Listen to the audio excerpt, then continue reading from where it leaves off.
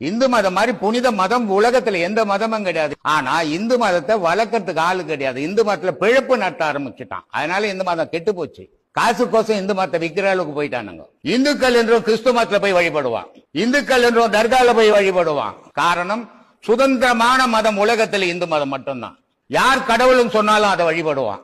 ஏன்னா இயற்கையை வழிபடுறவன் இந்துக்கள்.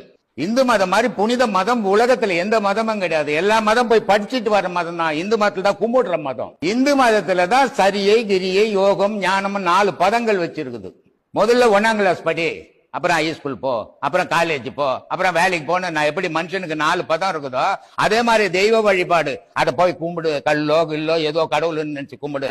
அப்புறம் அதை பாடு, அதுவும் பேசல, உனக்குள்ள தேடு, தேடு இறைவன் அடைன்றதுக்கு 4 பதங்கள் வச்சுக்குது இந்து மதத்துல மட்டும்தான். இது ஒரு அற்புதமான விஷயம். மத்த மதத்துல 1ஆம் கிளாஸ் போனீங்கன்னா அது 1ஆம் கிளாஸ்ல இருக்கிற கதை தான்.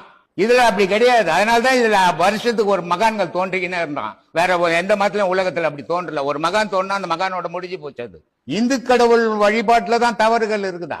மூட நம்பிக்கை உலகத்துல உள்ள அத்தனை மதத்திலையும் இருக்குது. ஆனால் மத்த மதத்தை எதிர்க்க முடியாது யாராலையும்.